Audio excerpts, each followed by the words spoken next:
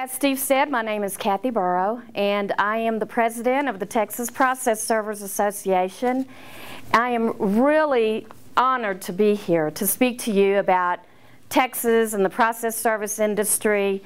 I see all of you out here as pioneers for the state of Colorado and the things that can be accomplished. The laws are a lot similar with Texas and Colorado, and as you stay in the industry and you learn some of the things in the other states, you will see that there are similarities. There are things that you do have to be aware of.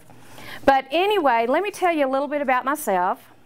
I was elected president in September 2010, and the association itself started in September of 2001, and it was kind of like it was all the men. And but you know what? Those men did a lot for the process industry in Texas. We had a lot of fights that were held at the Capitol trying to get this service of process service to become a profession, not just, the process service. In our state, we have some people who think that process service is no different than delivering a pizza or throwing a newspaper. But there's a lot of us, there's thousands of us, who know that that is totally different, that it is a profession. And so we fought for years to bring it from, being looked at that way to where it is today. And that all began in 2005 when Texas, with our fight in legislation, we now have a certification program. And in that certification program, there are things that we are required to do, which is we have to take a training class every 3 years. We have to have a criminal background check every 3 years. And what that has done, it has taken a lot of these that are out there serving process who have charges of felony. Or for instance, and the one thing I told them at the Capitol is that we have process servers out there who have been involved in prostitution and indecency exposure. And a lot of these legislatures, they understood that yes, there are problems, that are out there. But the one thing that I think really stuck out was one of the female representatives. She asked the individual who was up there fighting against us and who also was the one who had these charges on him. She didn't know that.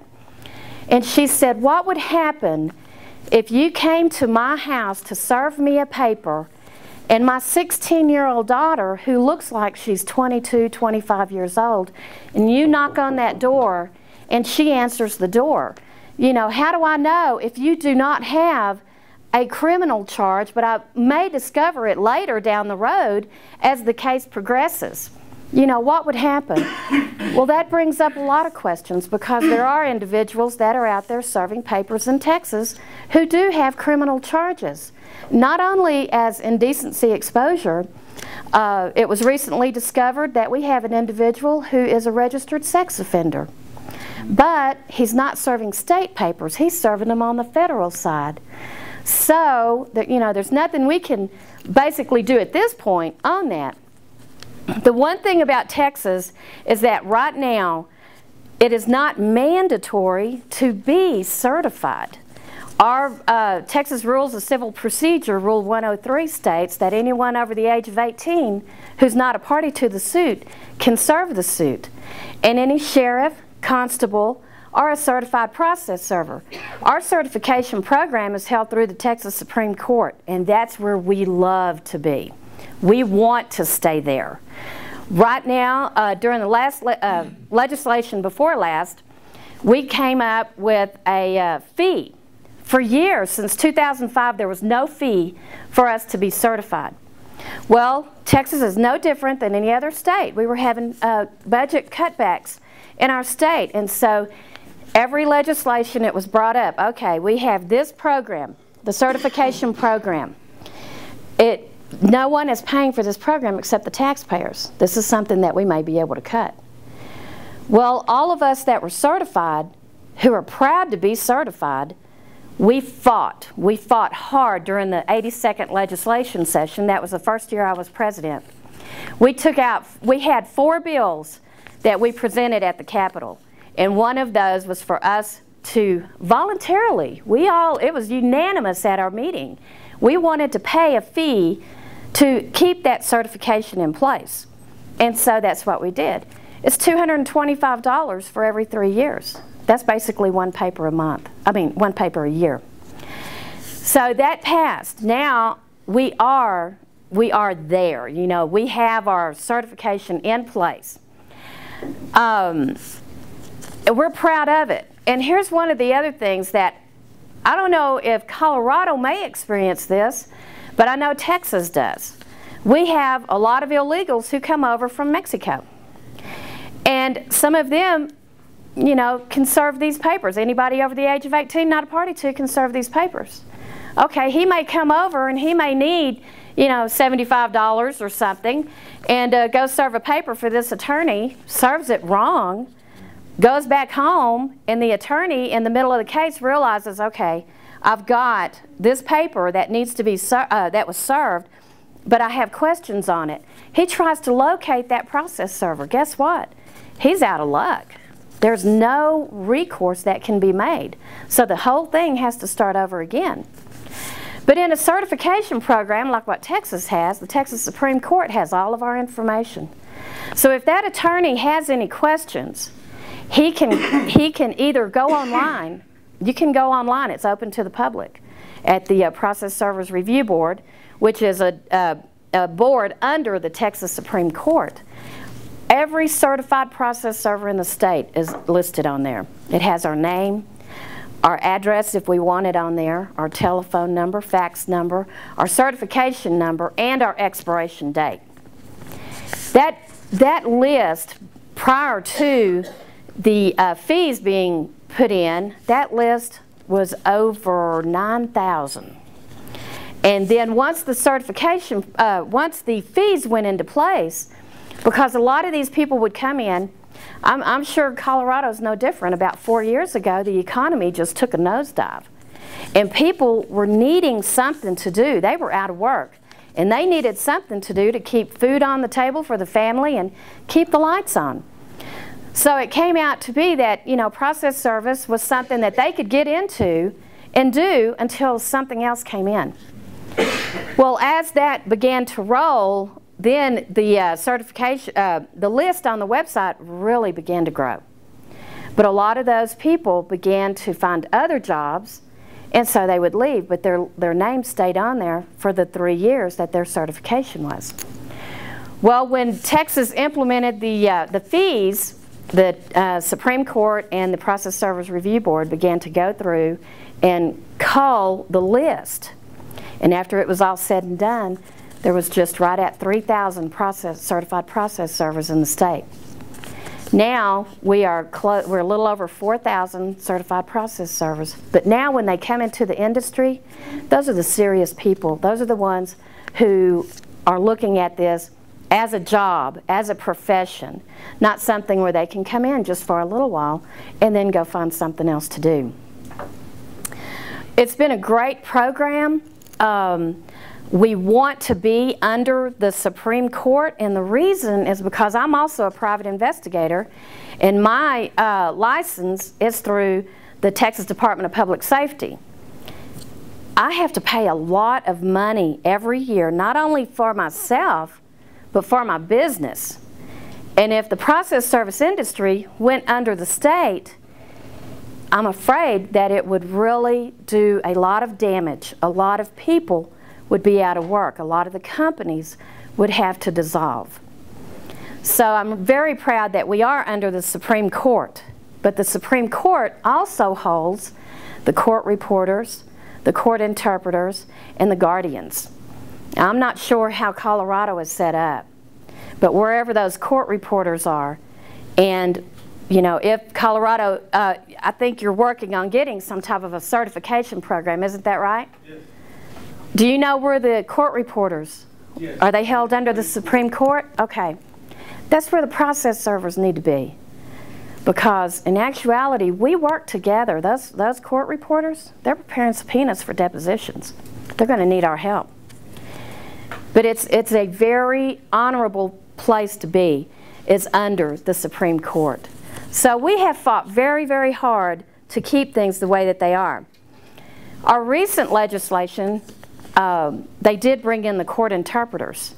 And there's going to be some changes made. The Process Servers Review Board is going to dissolve.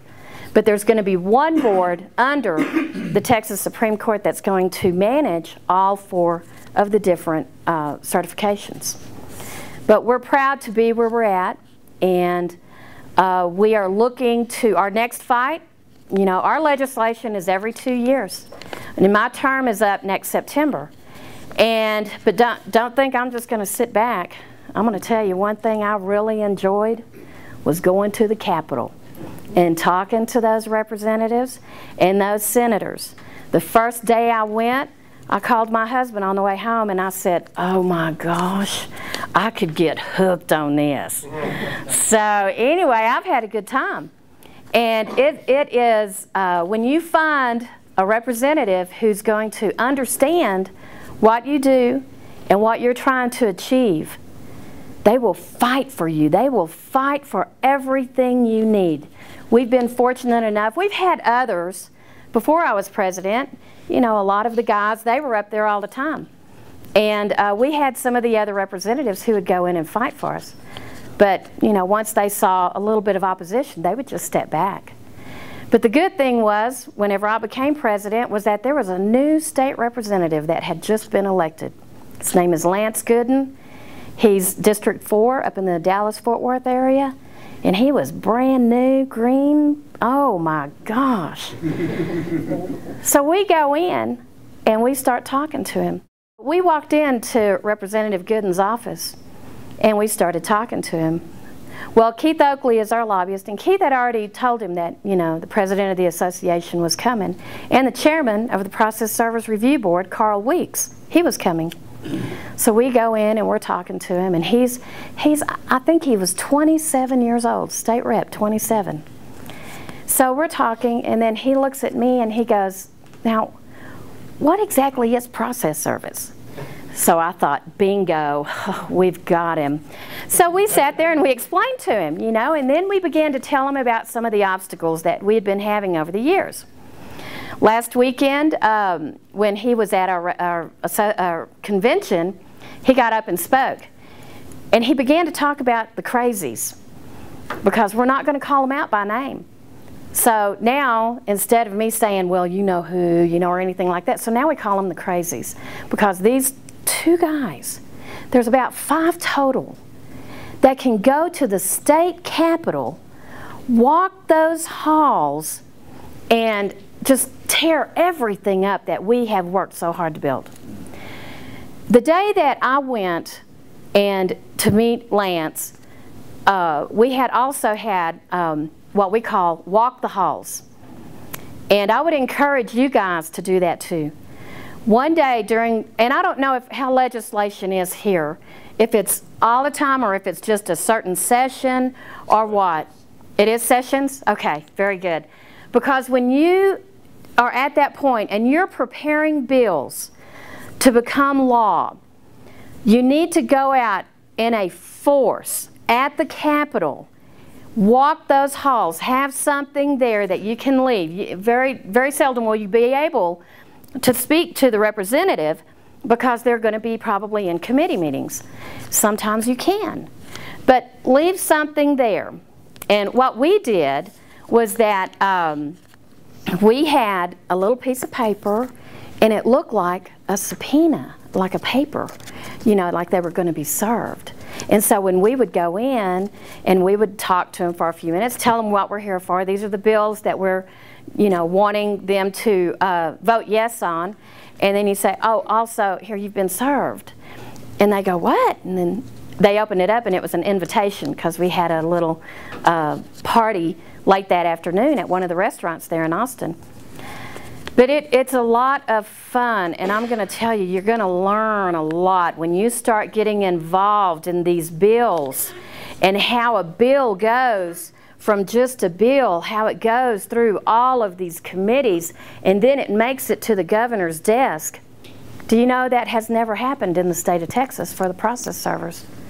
And I come in, and I go up there, and man, I'm ready. Bring it on. You know, I just want to go up and talk to him and tell him, look, this is what we want. And the first time I went up and I was talking to, you know, they called out my name, and oh my God, I was scared, because you have to walk up, and they got this little podium, and I know I was like this. My legs were probably shaking, but I began to talk to them, and they're all on, you know, up on this podium thing, and they're all sitting there. So I just began to talk, and our representative was right behind us because he had to introduce the bill. Well, our lobbyist, he was sitting in the back. So, and I had my notes and everything, and so I went through, you know, told them this is what we want and this is why. And they asked me some questions afterwards. Well, not knowing, our lobbyist, he was sitting behind me, he was texting Keith back there, and he goes, oh my God, she's kicking butt. You know, and what ended up happening was that for the first time in the history of our association, we presented 4 bills. All of those went through all of the committees, went through the Senate, went to the governor's desk, and the governor signed them into law. No amendments. Thank you. I'm really proud of that. I'm really proud of that. And yeah, but you know, I can't take all the credit, because there are presidents that are behind me. They're the ones who fought a long, hard fight. And all I did was I just came up and, I don't know, maybe I put a softer side to it, you know, but just speaking to them, gosh, it just empowers you. And, you know, it's great when you can see how hard everybody has fought, and then how you can see it transpiring into something even greater. Because Texas Process Servers Association has made leaps and bounds since I've become president. What I wanted to do, and I feel like I have accomplished, is that I have brought all of our members a lot closer. The one thing that I really encourage our members to do is to network. The association started in 2001, and that's whenever I became a member of the association. And I went to the first convention, and there was about 60 people at that convention. But the one thing about it was that I met people from Houston, Dallas, Fort Worth, El Paso, all around the state, and so we were all swapping business cards. And then as my business, my little business, began to grow, when I did get papers in those areas, I already knew who to call. I already had a face with the name. And they have been with me for years. And but as the association continues to grow, you know, I learn everybody. The one thing I've really enjoyed was getting to know my members. And when they call the office, I have my office manager, and there's a lot of times I'll tell them, no, let me speak to him, let me talk to him. And it's real funny, because I'm a people person anyway, you know. So I'm talking to him, and they may have some question, you know, and so I'm talking to him and telling him, oh, this is what I've done, this is what I've done, you know, and these are just ideas. You know, a lot of them call, how do I get my business started? What can I do to get my business started? You know, and I look back at, how did I get started? And so I start telling them all of this. Then they go, wow, that's good. Who am I speaking with? Oh, this is Kathy Burrow. Kathy Burrow? You're the president of the association? Yeah. You know? So they go, oh my God, I can't believe I'm speaking to you. Why not? I'm just a person, you know? But anyway, it's been a lot of fun. You know, being the president. I am the first woman president of the association. I am the only president that was reelected. Now, I don't know why I thought I was going to run again. I thought, oh my gosh, because it did. It took a lot of time from my business. But you know, the members saw a difference, and that's what they wanted to see continue. So now I'm in a big thing, because I have to find somebody who will be able to take the reins and continue, and you know, for the next 2 years. Our terms are every 2 years in our association. I can't run again, because the president can't run for 4 consecutive years. And so I've had some ask me this past weekend, well, can you sit out 2 years and then come back? And I said, I'll be 60 years old. I don't want to do that. You know? I'm going to be looking at slowing down. But it's been a lot of fun. I feel like I've helped a lot of people, and but I would deeply, deeply encourage you guys, because I do. I look at this. You guys are brand new. You know, getting your association going, and you're fixing to make a huge difference in this state. A huge difference. That's why I'm saying you're the pioneers, because you want to bring that from just process service. You're going to bring it to a profession, and that's where the big difference is made. Your attorneys, they may not understand it right now. A lot of them may not understand why a certification program is needed, but it is, because there's a lot of people out there who do not need to be serving papers. There's a lot of them in Texas who do not need to be serving papers. But it's not my job to say no. You know, it has to be up to the attorney who's going to make that decision. Your attorneys, I really enjoyed the speaker, Mr. Campbell, who was here. He is right. You know, those attorneys, they need us. You know, we can really make a difference for these attorneys. The paralegals, they're a great way to get into the attorneys. And, you know, you may go to their association meetings or different things like that. Get more involved with those paralegals. I would deeply encourage all of you to, you know, network. You know, Texas, we don't have the mountains like you guys do. Gosh darn, I wish we did. They're beautiful. I loved it. Coming in yesterday, I said, oh my God, look at these mountains. It's been a long time since I've been to Colorado. Last time I was here, I was over in Breckenridge, snow skiing. Loved it. Haven't been since 1995. And which I don't think I can go anymore because I've changed a lot.